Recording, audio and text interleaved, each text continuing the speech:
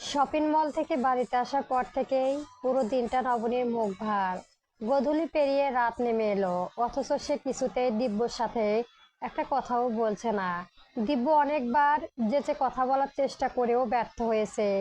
ম্যাডামের মনে অদ্ভুত রাগ জমে বসেছে। শোবার ঘরে বিশাল আলমারিটা খুলে ভেতরে সমস্ত জামা কাপড় বের করে বিছানার উপর জড়ো করেছে নবনী। যেন দুনিয়ার সমস্ত জরুরি কাজ এখন এই কাপড়গুলো ভাঁজ করার মাঝেই লুকিয়ে আছে। এক একটা শাড়ি, এক একটা জামা সে অদ্ভুত এক ক্ষোভ নিয়েই ঝরেছে।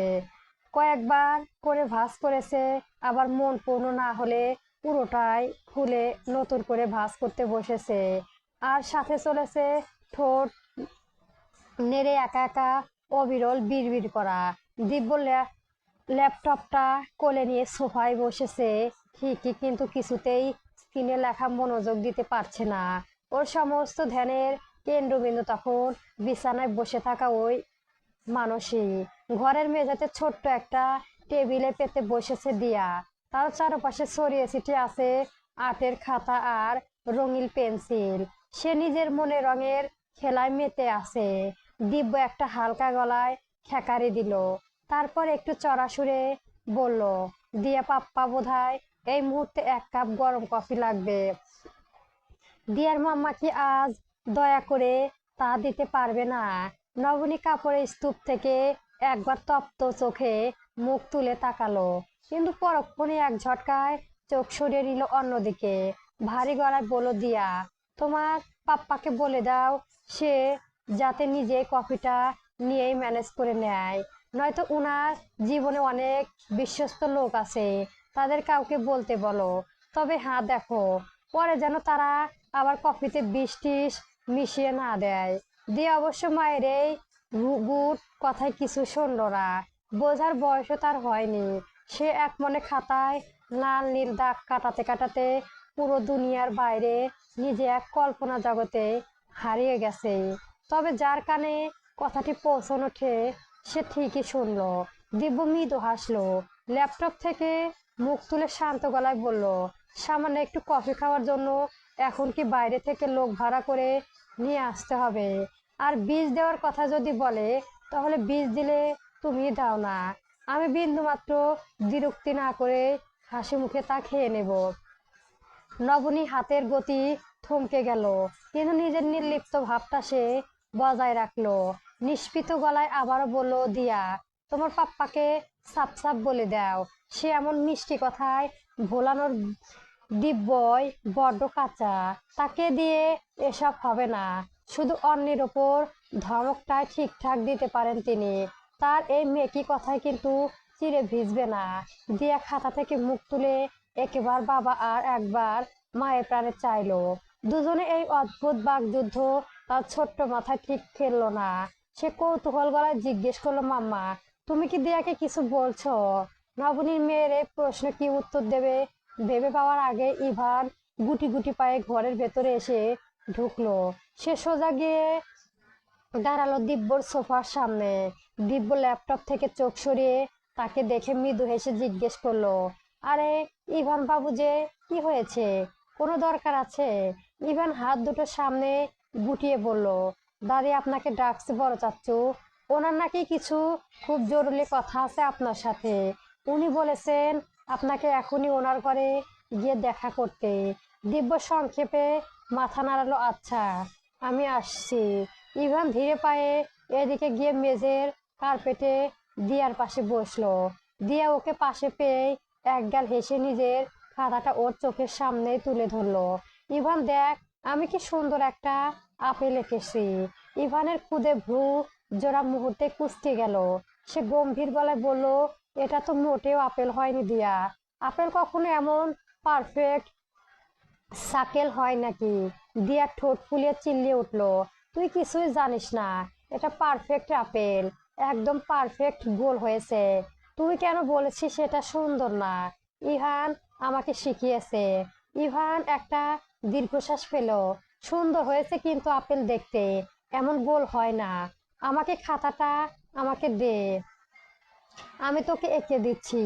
দিয়া অগত্য মাথা নাড়ালো। ইভান ওর হাত থেকে পেন্সিল আর খাতাটা টেনে নিয়ে অত্যন্ত মনোযোগ দিয়ে আপেলের খাসগুলো ফুটিয়ে তুলতে লাগলো। দিব্য সোফা ছেড়ে উঠে দাঁড়ালো। যাওয়ার আগে বিছানার দিকে তাকিয়ে নবনীকে আর একবার দেখার চেষ্টা করলো সে। নবনী তখন কাপড় ভাঁজ করার অজুহাতে মুখ ঘুরিয়ে রেখেছে। দিব্য ঘর থেকে বেরিয়ে গেল। ও চলে যাওয়ার পরপরই টেবিলের উপর রাখা নবনীর ফোনটা বেজে উঠলো। স্ক্রিনে ভেসে উঠেছে অনামিকার নাম। দিব্য এসে থামলো আলেখার ঘরে সদর দরজার সামনে। ঘরের ভেতরে খাটের আধশোয়া হয়ে আছে আশরাফ তালুকদার। ওনার শরীরের অবস্থা ইদানিং খুব একটা ভালো যাচ্ছে না। মাথার কাছে শান্ত মুখে বসে আছে আলেখা। এক হাতে তখনও তসবি। সর্বোত্তম এশার নামাজ শেষ করেছেন তিনি। ঘরের ভেতরে এক অদ্ভুত গম্ভীর নীরবতা। দিব্য দরজার পাল্লায় মৃদু নক করলো। আম্মু আসবো। আলেখা মাথা উঁচিয়ে ছেলের দিকে চাইলেন। এসো দিব্য। দিব্য ধীরে পায়ে ঘরের ভেতরে এগিয়ে এসে দাঁড়ালো। আশরাফ তালুকদার হাতটা সামান্য উঁচিয়ে ইশারায় ওকে বসতে বললেন। দিব্য বাবার খাটের পাশে আলেখার ঠিক মুখোমুখি বসলো। ঘরে কিছুক্ষণ এক থমথমে নীরবতা বিরাজ করলো। অতঃপর আলেখা ছেলের দিকে তীক্ষ্ণ দৃষ্টি রাখলেন। গম্ভীর গলায় জিজ্ঞেস করলেন, শুনলাম তুমি নাকি নবনীকে আবার পড়াশোনা কন্টিনিউ করতে দিচ্ছ। সামনে যে পরীক্ষাটা আছে ও নাকি সেটাও প্রিপারেশন নিচ্ছে, আর তুমি নাকি ওকে পরীক্ষা দেওয়ার অনুমতি দিয়েছো। দিব্য শান্তভাবে মাথা নাড়ালো। আলেখা ছেলের নবনীতা দেখে তপ্ত একটা নিঃশ্বাস ফেলে পুনরায় বলল, দিব্য, তুমি যথেষ্ট বুদ্ধি জ্ঞান সম্পন্ন। তোমাকে আমার নতুন করে বোঝানোর কিছুই নেই। চারপাশের পরিস্থিতি দেখে সংসারটা যে আস্তে আস্তে উচ্ছনে যাচ্ছে তা কি তুমি বুঝতে পারছো না? একটা কথা সবসময় মনে রাখবে। আলেখার কথা শেষ হওয়ার আগে ঘরের দরজায় ঠেলে হুড়মুড়ে ভেতরে ঢুকলো কলরব। ঘরের ভাইকে গম্ভীর মুখে বসে থাকতে দেখে সে কিছুটা চুপসে গিয়ে দরজার কাছে থমকে দাঁড়ালো। আশরাফ তালুকদার ছেলের এমন অসাধারণ দেখে বিছানাতে একটু তেতে উঠলেন। কমন সেন্স বলতে কি তোর ভেতরে বিন্দু মাত্র কিছু নেই কলরব? এভাবে বড়দের ঘরে কেউ ঢোকে হুট করে? দরজা নক করতে কি তোকে নতুন করে শেখাতে হবে? কলরব কোনো পাল্টা যুক্তি দিল না। অপরাধীর মতো চুপ করে দাঁড়িয়ে রইল। বাবার এই কড়া ধমকে মেজাজটা তার পুরোপুরি চটে গেল। আলেখা বললেন, তুমি চুপ করো তো একটু। কলরব একটু যখন এসেই পড়েছে ভালোই হয়েছে। এখানে ভাইয়া পাশে এসে বসো। কলরব গুটি গুটি পায়ে এগিয়ে এসে দিব্যর পাশে বসলো। দিব্য মায়ের দিকে তাকিয়ে ধীর স্থির গলা বলল, দেখো আম্মু, নবনীর পড়াশোনার জন্য তোমার এই ভরা সংসারে কোনো কাজের বিন্দু মাত্র সমস্যা হবে না। এ ব্যাপারে তুমি নিশ্চিত থাকতে পারো। আমি আগেও বলেছি, আজও বলেছি, আমি তোমার আশঙ্কার কথা বুঝতে পারছি আম্মু, কিন্তু আমার জায়গাটা দাঁড়িয়ে আমি বা কি করতে পারি বলো? ওর বয়সটা বা কতটুকু? আমার মতো একটা এক বাচ্চার সংসারী মানুষকে সে নির্দ্বিধায় বিয়ে করেছে। নিজের অনেক ভালো লাগা বিসর্জন দিয়ে আমার মেয়েকে একেবারে নিজের সন্তানের মতো আগলে বড় করেছে। সারাক্ষণ ওর দেখাশোনা করছে। বিনিময়ে এই পরিবারে বা আমার কাছে ও কি চেয়েছে বলো? জাস্ট নিজের পড়াশোনাটুকুই তো। আর ওই যে ভবিষ্যতের বাইরে গিয়ে চাকরি বাকরি করবে এমনটাও নয়। জাস্ট গ্রাজুয়েট হায়ারটা ওর জীবনে একটা ছোট স্বপ্ন। আর ওর স্বামী হয়ে আমি যদি ওর জন্য এই সামান্যতম আবদারটুকুও পূরণ না করতে পারি, তবে আমার এই পুরুষত্বের কি মূল্য রইল? হ্যাঁ ঠিক তো। আমি ভাইয়ের সাথে 100 ভাগ সমহ। পাশে বসে থাকা কলরব হুট করে ফোড়ন কেটে উঠল। ওর মন্তব্যে ঘরের বাকি তিনজন বিরক্ত চোখে মুহূর্তেই স্থির হলো তার ওপর। আশরাফ তালুকদার, আলেখা, এমনকি খোদ দিব্য ওর দিকে এমন ভাবে চাইলো যে কলরব থমথম খেয়ে গেল। সে আমতা আমতা করে মুখটা নিচু করে নিল। আলেখা কলরবের ওপর থেকে দৃষ্টি সরিয়ে বিরক্ত মাখানো গলায় দিব্যকে বলল, তুই তো শুধুই নবনীর দিকটাই দেখেছিস দিব্য, মৌনিতার কথাটা ভেবেছিস?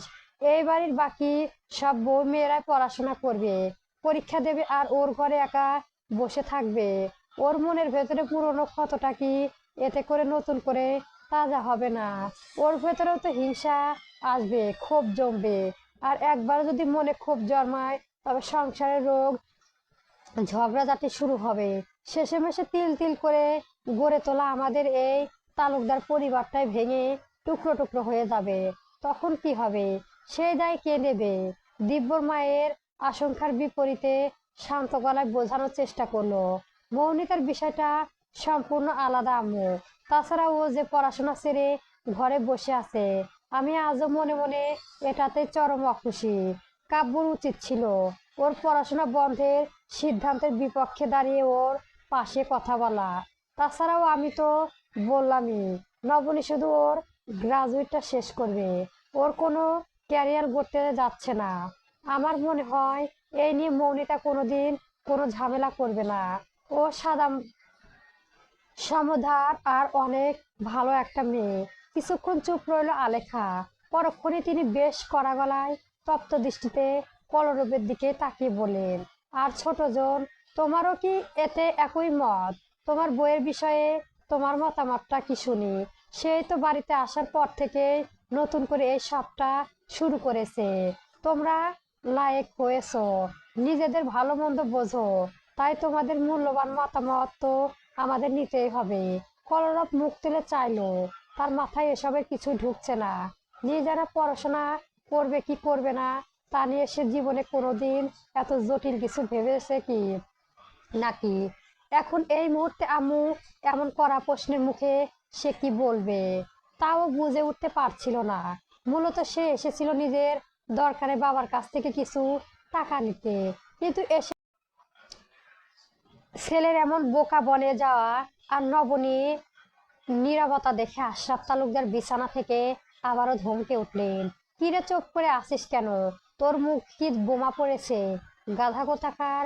তোর নিজের মতিগতিও তো ইদানিং আমার ঠিক মাথায় ঢুকছে না। অ্যাক্সিডেন্টের পর এখন দেখ তোর দিব্যি সুস্থ হয়ে ঘুরে বেড়াচ্ছিস।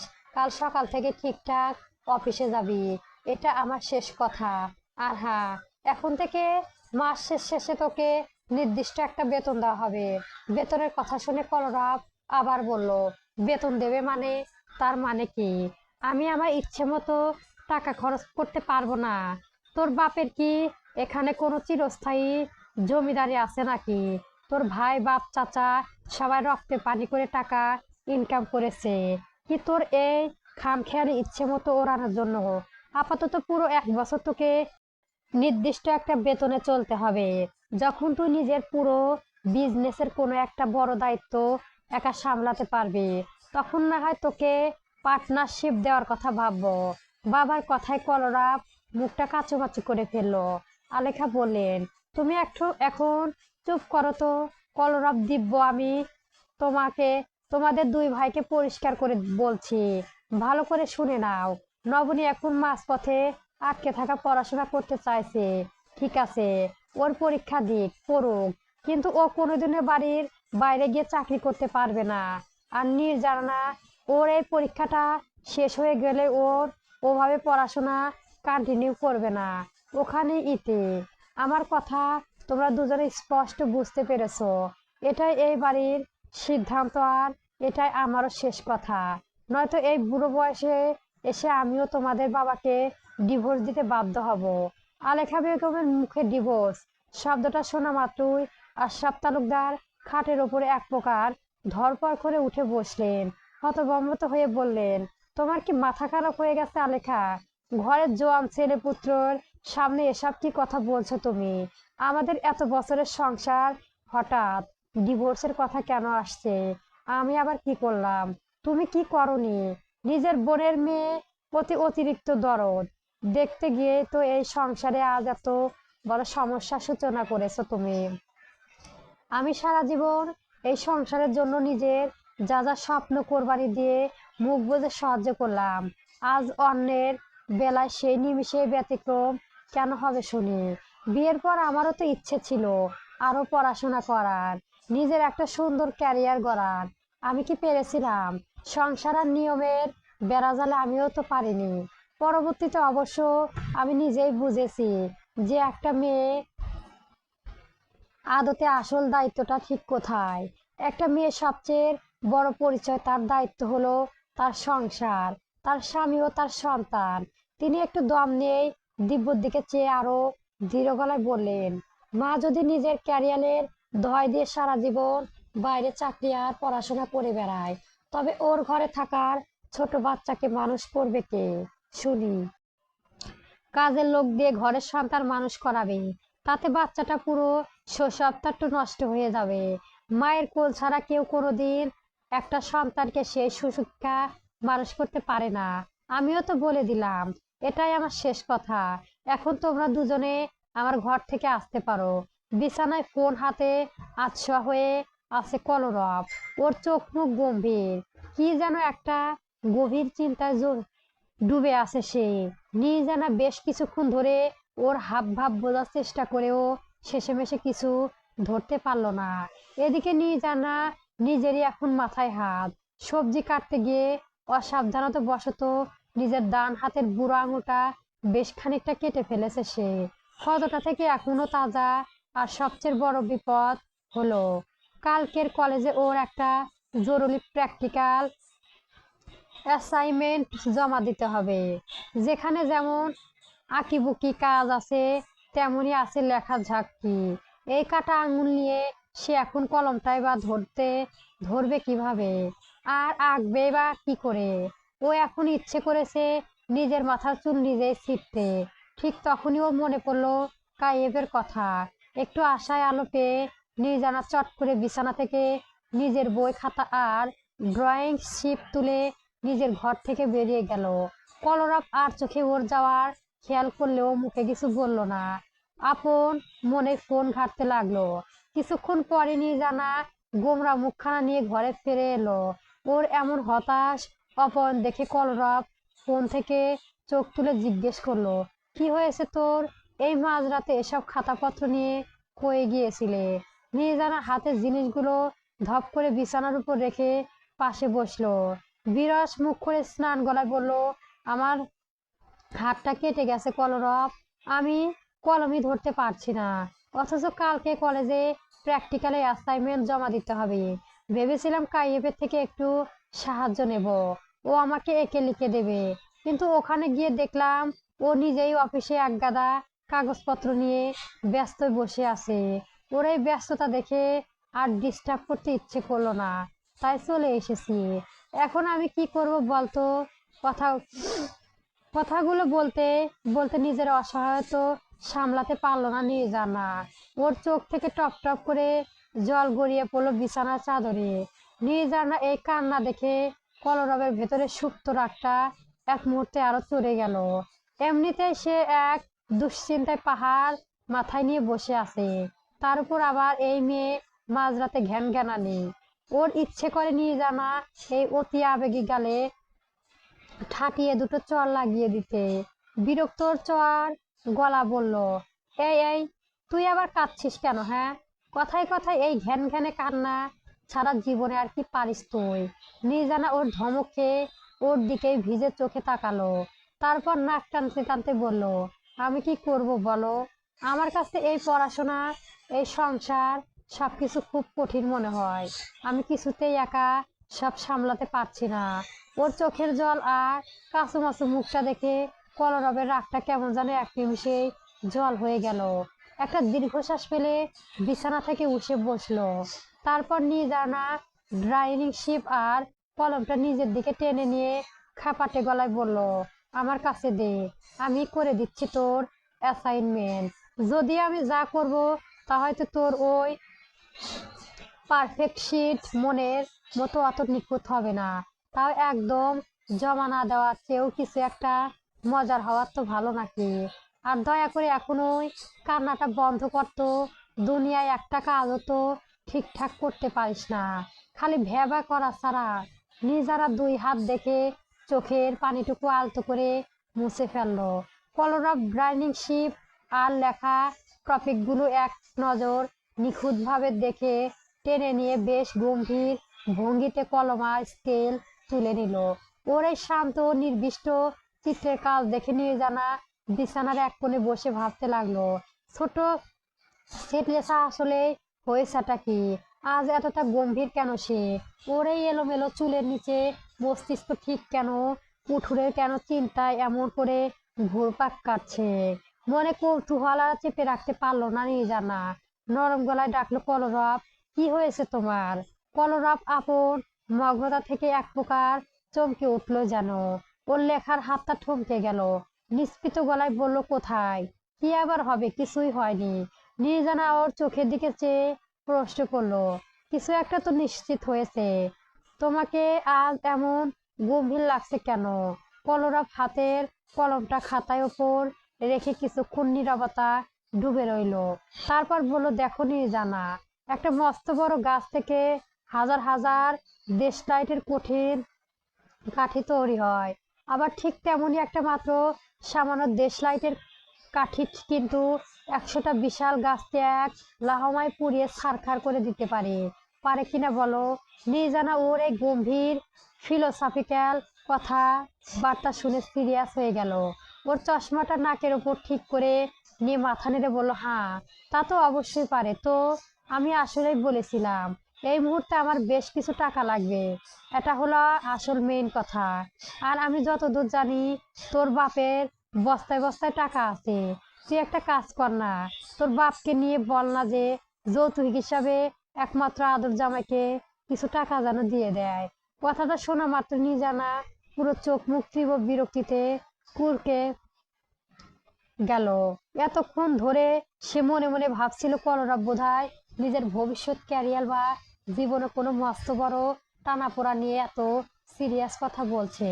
ওর মুখ থেকে যে শেষেমেশে এমন একটা ফালতু আর সস্তা রসিকতা বেরিয়ে আসবে তা সে স্বপ্নেও আশা করেনি। তবুও নির্জানা বিরক্তটুকু চেপে সরল গলায় জিজ্ঞেস করলো, কত টাকা লাগবে তোমার? আমাকে বলো, আমি আব্বুকে বলে সত্যি তোমাকে টাকার ব্যবস্থা করে দেব। কলরব খাতা থেকে মুখ তুলে তীক্ষ্ণ চোখে চাইলো, তারপর বাঁকা হাসি ঠোঁটে ঝুলিয়ে বলল, তোর কি আমাকে আসলে এত বড় ছোট লোক মনে হয়? আমি তোর বাপের থেকে টাকা নেব? সিরিয়াসলি? আমি কেন কথাটা সত্যি বলেছি আর কোনটা স্পে তোর সাথে মজা করেছিস? তুই এর সামান্যতম তফাৎটুকুও বুঝিস না। নির্জানা অসহায় দৃষ্টি ওর দিকে তাকিয়ে একটা দীর্ঘশ্বাস ফেললো। অভিমানী গলায় বলল, আমি সত্যি তোমাকে কোনোদিন বুঝতে পারি না কলরব। তোমাকে বোঝা খুব কঠিন। কলরবের মুখ তুলে তাকালো। নির্জানা তখনও অপলক চেয়ে ছিল বিধায় আরো দুজনের চার চোখ এক হলো। কলরব নিজেই কেমন যেন একটু অপ্রস্তুত হয়ে চট করে চোখ সরিয়ে নিল। খাতায় পাতায় আবার দৃষ্টি নিবদ্ধন করে উদাসী গলায় বলল, আসলে আজ অব্দি এই দুনিয়ায় আমাকে কেউ ঠিকঠাক বোঝেনি। তুই আর নতুন কি বুঝবি? মাঝে মধ্যে আমি নিজেই তো নিজেকে বুঝে উঠতে পারি না। নে ধর, এই অ্যাসাইনমেন্ট হয়ে গেছে। নির্জানা খাতার পাতার দিকে তাকাতে ও চোখ দুটো চকচক করে উঠল। কলরবের করা নিখুঁত আর সুন্দর লেখার দিকে চেয়ে সে এক প্রকার মুগ্ধ হয়ে বলল, ওয়াও কলরব, তুমি সত্যি খুব সুন্দর আর্ট করো। নির্জানা খুশি মনে খাতাটা নিজের দিকে টেনে নিয়ে গেলে কলরব হাতটা ওর আটকে ধরলো। ঠোঁটের কোণে দুষ্টুমি মাখানো হাসি ফুলিয়ে বলল, কিরে, এত বড় একটা উপহার করলাম, আগে একটা ধন্যবাদ তো দিবি। নির্জানা ভ্রু কুঁচকে বলল, তোমাকেও আবার ধন্যবাদ দিতে হবে নাকি? আচ্ছা, ধন্যবাদ দিতে না চাইলে একটা কাজ কর, তুই বরং একটা চুমু দে। নির্জানা পুরো হা করে তাকালো ওর দিকে। কলরবের মুখ তখন গম্ভীর, যেন কত বড় একটা পাওনা সে দাবি করেছে। কথাটা সে বারবারের মতো স্পে মজা করেই বলেছিল, কিন্তু ওর সেই ঘোর কাটার আগে নিজের শুষ্ক ঠোঁট একজোড়া নরম কম্বিত ঠোঁটের আকম্মিত স্পর্শ পেতেই তীব্রভাবে চমকে উঠল কলরব। মুহূর্তের জন্য ওর চারপাশ যেন থমকে গেল। এক অজানা তীব্র শিহরণের সর্বাঙ্গ শিরশির করে উঠল। বুকের ভেতরটা ধক করে ডেকে উঠল যেন।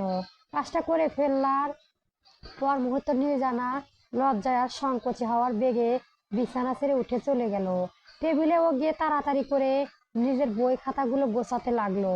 ওর ফর্সা গা দুটো তখন তীব্র লজ্জায় রক্তিম হয়ে উঠেছে। হাত দুটো কাঁপছে থর থর করে।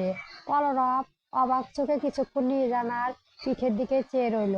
পরক্ষণ সে বিছানায় ধপ করে চিৎ চিৎ হয়ে শুয়ে পড়ল। চোখ জোড়া গিয়ে ঠেকলো ছাদের সিলিং এ।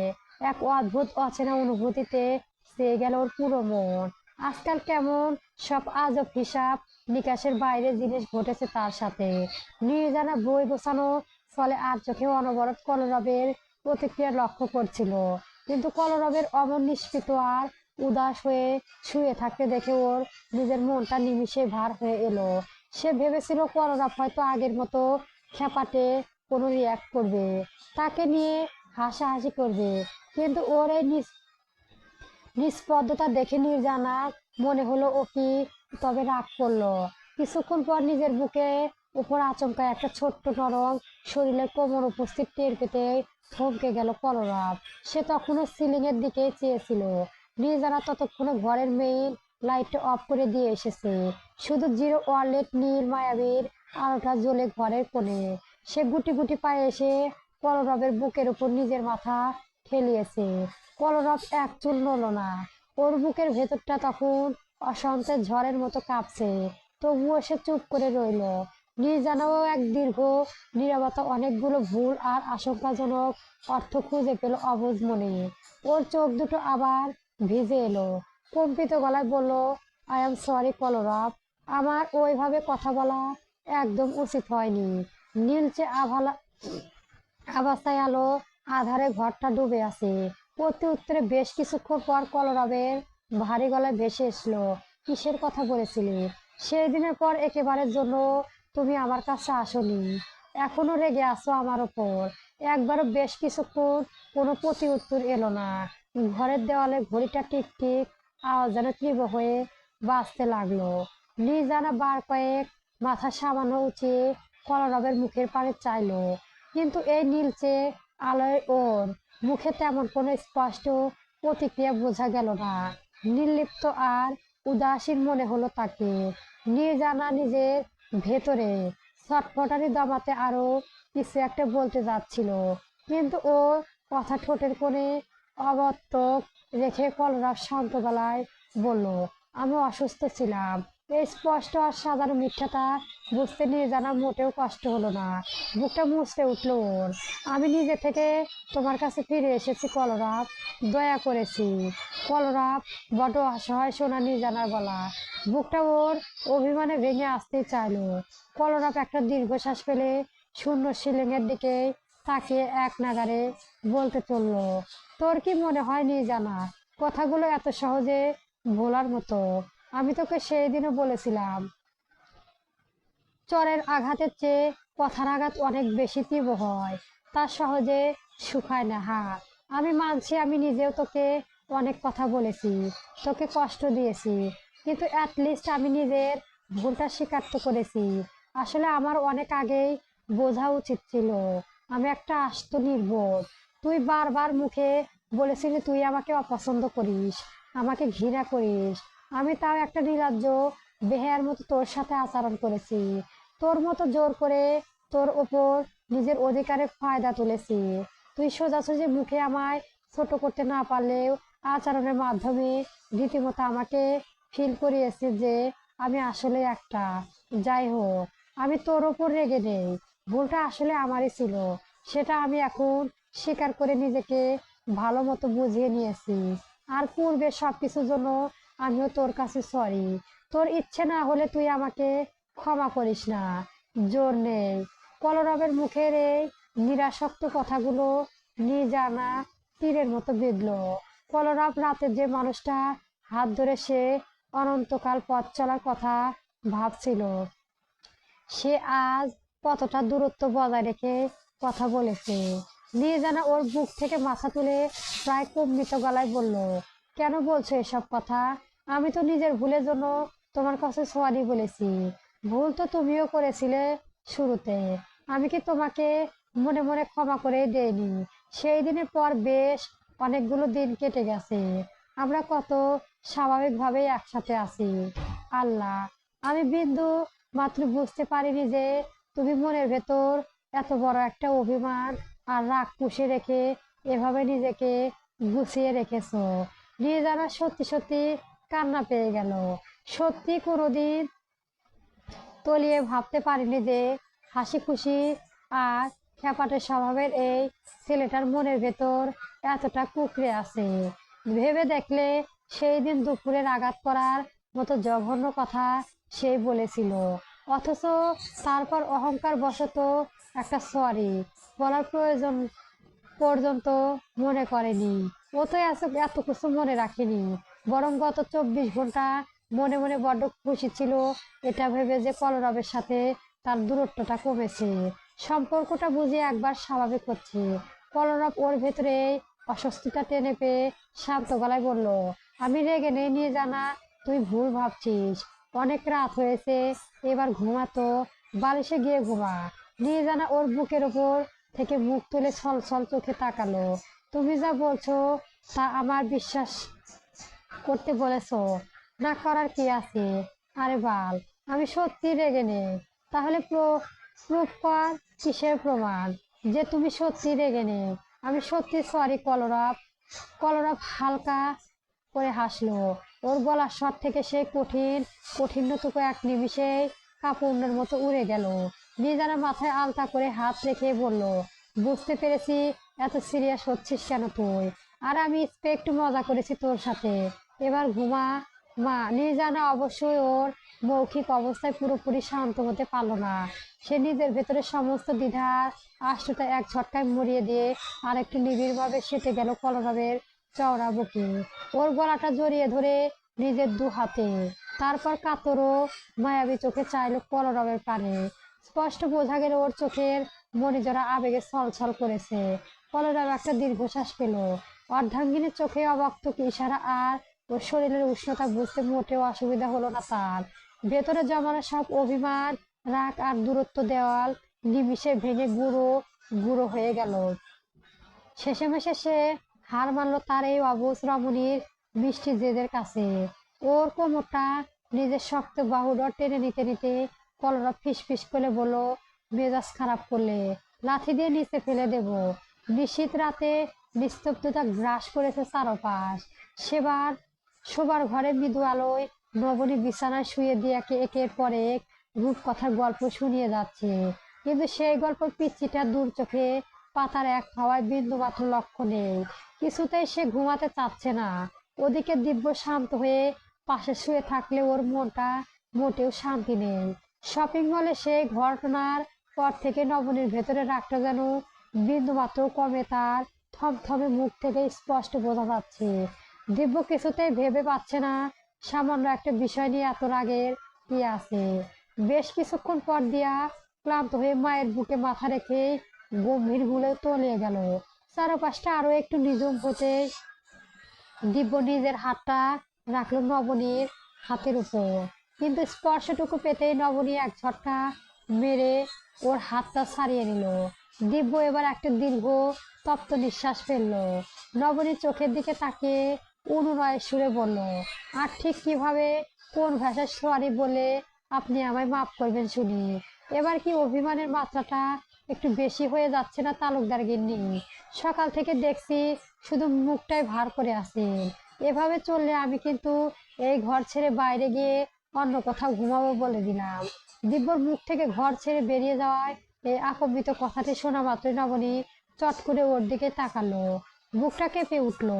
ওর ওই চলে যাওয়ার প্রসন্ন হুমকিতে ভেতরে কঠিন রাগটা পলকে কিছুটা নরম হয়ে এলো। মনে মনে তারও মনে হলো আসলে কি সে একটু বেশি বাড়াবাড়ি করে ফেলেছে, কিন্তু রাগ হলো না যে ও নিজের ওপর কোনো নিয়ন্ত্রণ থাকে না। সে কথাই বা বোঝে কিভাবে? সে নিজের ভেতরে দুর্বলতাটুকু আড়াল করতে আমতা আমতা করে বলল, কি আপনি আমাকে ঘর ছেড়ে যাওয়ার হুমকি দিচ্ছেন? দিব্য ওর মুখে ভঙ্গি দেখে একটু বাঁকা হেসে বলে, ইস কি যে বলো না ম্যাডাম, আমার কি এত বড় স্পর্ধা আছে যে আমি আপনাকে হুমকি দেব? নাটক করবেন না একদম। নবনী ঠোঁট উল্টো মুখ ফিরিয়ে নিতে চাইলো। দিব্য আলতো করে দিয়ার মাথায় হাত রেখে ফিসফিস করে মনে করিয়ে দিল, আস্তে কথা বলুন, দিয়া উঠে যাবে। কিন্তু মেয়ের দিকে তাকাতেই নবনীর রাগ অভিমান যেন এক নিমিষে কাপড়ের মতো উড়িয়ে গেল। ওর চোখে মুখে ভর করলো গভীর দুশ্চিন্তা, চিন্তা আর আকুল গলায় বলল, আচ্ছা আপনি কি ইদানে একটা জিনিস খেয়াল করেছেন? দিয়া আজকাল রাত করে ঘুমাতে যায়, সারাদিন কেমন যেন একটা অরুচি কিছুতেই ঠিক মতো খেতে চায় না। আচ্ছা, ওর ভেতরে কোনো অসুখ বিসুখ দানা বাঁধেছে তো? রাতে কি ওর ঠিকঠাক ঘুম হয় না? আমাদের কি কালকে ওকে একবার ভালো কোনো সাইড স্পেশালিটিস্ট কাছে নিয়ে যাওয়া উচিত? নবনীর মুখে সিরিয়াসনে দেখে দিব্য বুকের ভেতর থেকে একটা জোরালো হাসি উথালে উঠলো। এমন আকুম্বিত মুখ করে বলেছে যে কি না কি এক মস্ত বড় বিপজ্জনক ঘটে গেছে। তবে এই মুহূর্তে হাসলে যে ম্যাডামের রেগে যাওয়া ওই বারুদ্ধ আবার দাউ দাউ করে জ্বলে উঠবে তা সে ভালো করে জানে।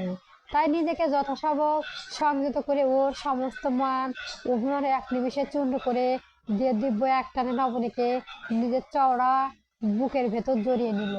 নবনী এবার আর হাত পা ছুটতে নড়াচড়ে ওঠার কোনো চেষ্টা করলো না। ওর সমস্ত ক্লান্তি আর রাগ যেন ওর শক্ত বাহুডরে এসে শান্ত হয়ে গেল।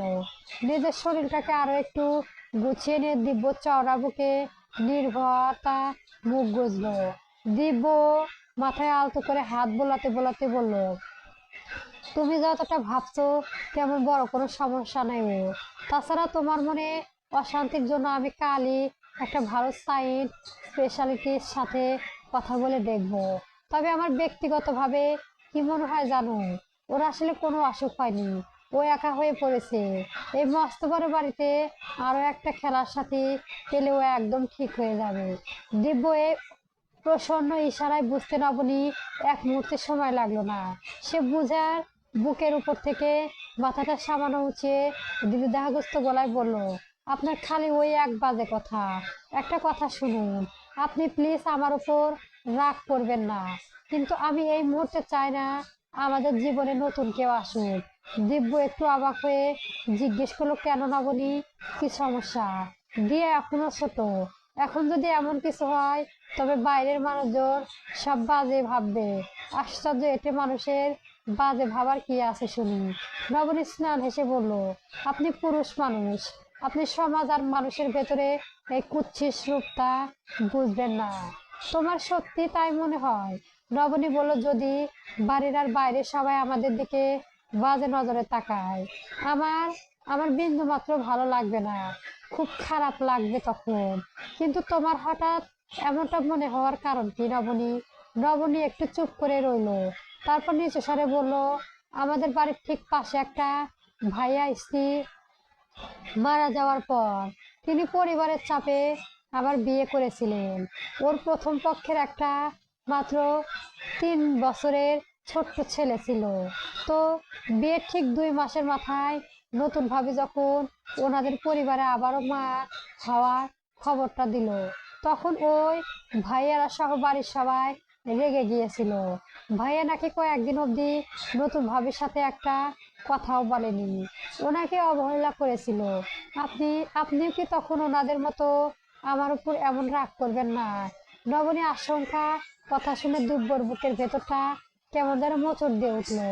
মেয়েটা যে মনের ভেতর কথাটা ভয় আর সমাজ লজ্জায় দেওয়া বয়ে বেড়াচ্ছে, তাই একটা কথাতেই স্পষ্ট বোঝা গেল।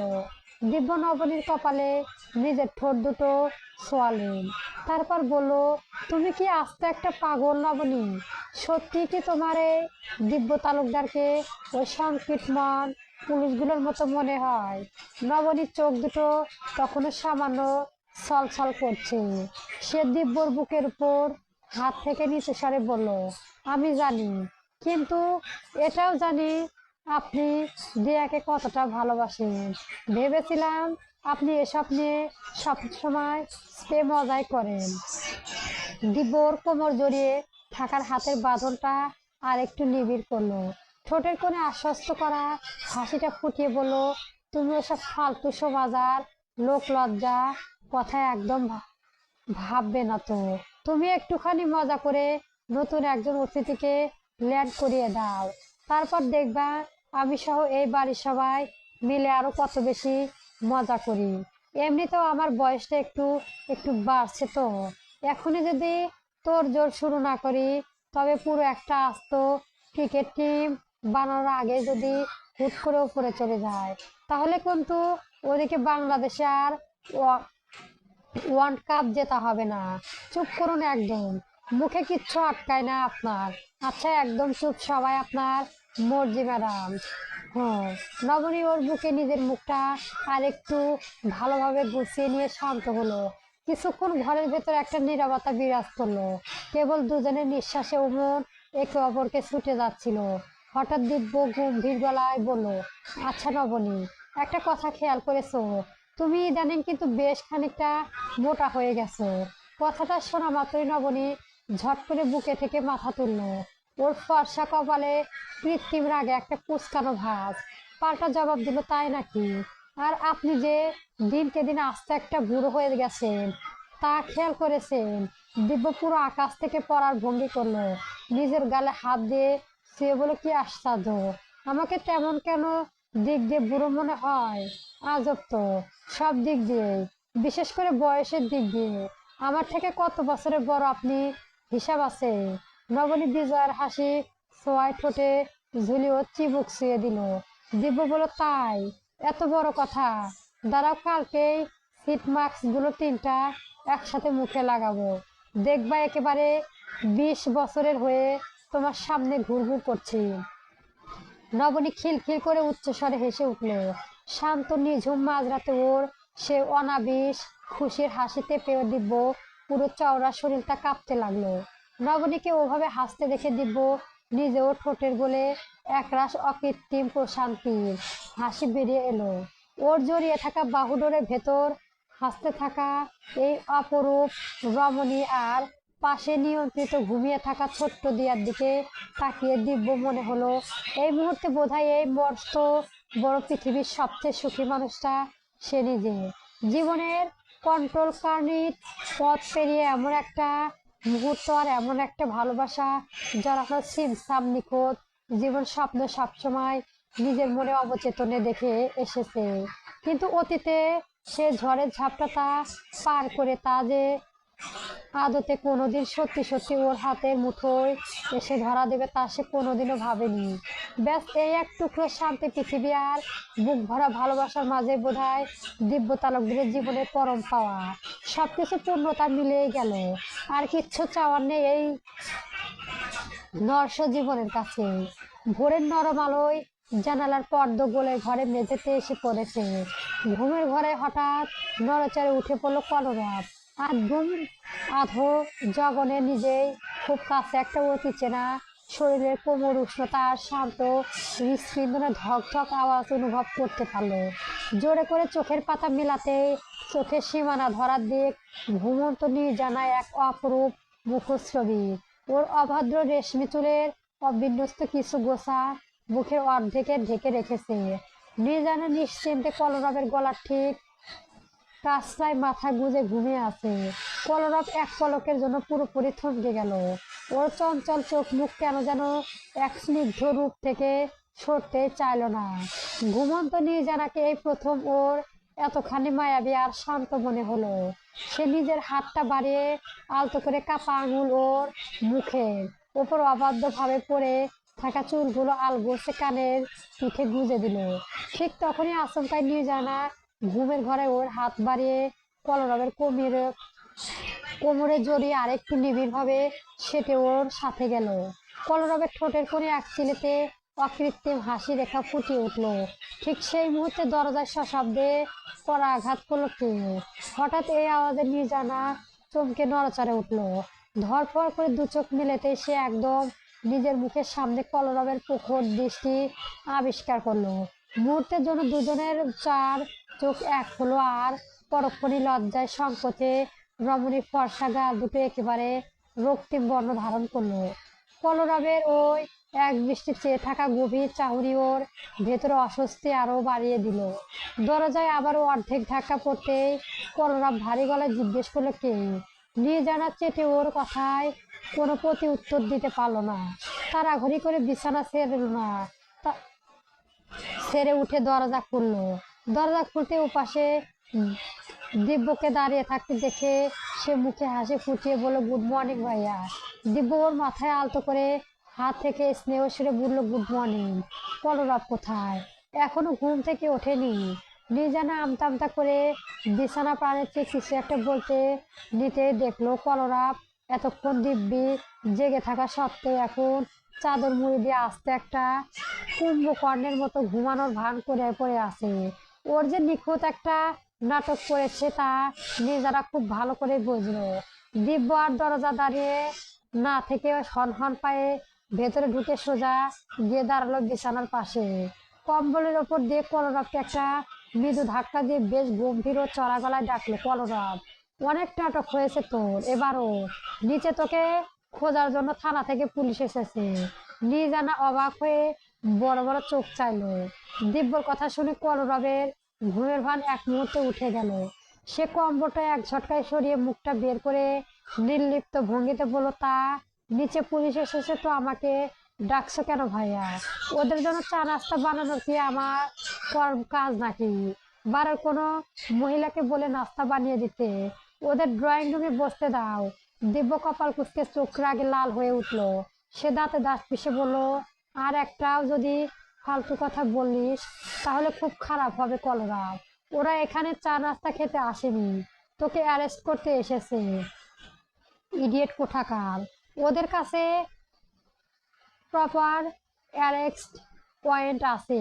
এখন সাপ সাপ বল, ব্যাকগ্রাউন্ডে কি জঘন্য কীর্তি ঘটিয়েছিস তুই? কলরব এমন ভান করলো যে সে আস্ত আকাশ থেকে মাটিতে আছড়ে পড়েছে। শোয়া থেকে চট করে উঠে বসে হতভম্ব ভেবাচেকে খাওয়া গলায় বলল, আমাকে ধরতে এসেছে, কিন্তু কেন? আমি আবার কি করলাম সেটা তুই আমার চেয়েও ঢোর ভালো জানিস। কলরব নিহির মুখে নির্জানার দিকে তাকালো। আমি কি করেছি? হ্যাঁ, এই নির্জানা, তুই বল না ভাইয়াকে, কাল রাতে কি আমি ঘর থেকে বের হয়ে গেলাম, চুরি ডাকাতি করতে গিয়েছিলাম। তুই তো সপ্তাহে রাত আমার সাথেই ছিলি। পুলিশদের নির্ঘাত কোনো বড় ভুল হচ্ছে ভাইয়া, তুমি ওনাকে গিয়ে বলো যে ওটাও অন্য প্রিয়। কলরব এমন কিছু করতে পারে না। তুমি দিব্য, ওনারা ঠিকই বুঝবে। দিব্য বিরক্ত গলায় বলল, অনেক হয়েছে তোর এই সস্তা নাটক। এসব ঢং তুই নিচে গিয়ে আম্মু আর তোর ভাবিদের দেখা। আমার সামনে দেখে বিন্দুমাত্র লাভ নেই। তোকে নিয়ে যে আমি ঠিক কি করব তা আমার নিজেও আর মাথায় আসে না। এই তালুকদার বাড়ির মান সম্মান ধুলোয় মেশাতে একদিনে শুধু এই একটা কীর্তি বাকি ছিল, তাই না? বেশি কথা না বাড়িয়ে দ্রুত নিচে চল আমার সাথে। কলরব বড্ড কাচুমাচু মুখ করে ঠোঁট উল্টে বিড়বিড় করতে করতে বিছানা থেকে নামলো। ওর হাব ভাব দেখে মনে হচ্ছে সে যেন অতি বড় এক নির্দোষ বালক, যাকে জোর করে ফাঁসানো হচ্ছে। এদিকে নির্জানার বুকের ভেতরটা তখন দূর দূর করে কাঁপছে। আচমকায় সাত সকালে পুলিশ কেন এই বাড়িতে কলরবকে ধরতে আসবে? কি এমন মারাত্মক কাণ্ড ঘটিয়ে বসেছে এই খপাটে ছেলেটা? সে আর নিজের উদ্ঘৃণ চেয়ে রাখতে না পেরে নিশ্চিন্তায় কম্বিত গলায় জিজ্ঞেস করলো, ভাইয়া, সত্যি কি বড় কোনো সমস্যা হয়েছে? দিব্য নির্জানার ওই ফ্যাকাশে হয়ে যাওয়া মুখটা দেখেই ভেতরে তীব্র মানসিক অসুস্থটুকু অনায়াসে আন্দাজ করতে পারলো। ছোট ভাইয়ের উপর রাগ করলেও এই মেয়েটার মুখের দিকে চেয়ে সে নিজের গলার স্বর কিছুটা নরম করলো। ঠোঁটের কোণে সামান্য একটু হাসি ফুলিয়ে বলল, তুই অযথা ভয় পাসটা নির্জানা, বোধহয় তেমন বড় কোনো সমস্যা নয়। তাছাড়া ও যখন নিজেই বলেছে সে তেমন কিছুই করেনি। এখন এই কথাটা সত্যি প্রমাণিত হলেই ভালো। পরবর্তী গল্প পেতে আমার চ্যানেলটি সবার আগে সাবস্ক্রাইব করে রাখবে। ধন্যবাদ। গল্প এই অবেলায়। গল্পটি কেমন হয়েছে অবশ্যই কমেন্ট বক্সে জানাবেন। ধন্যবাদ।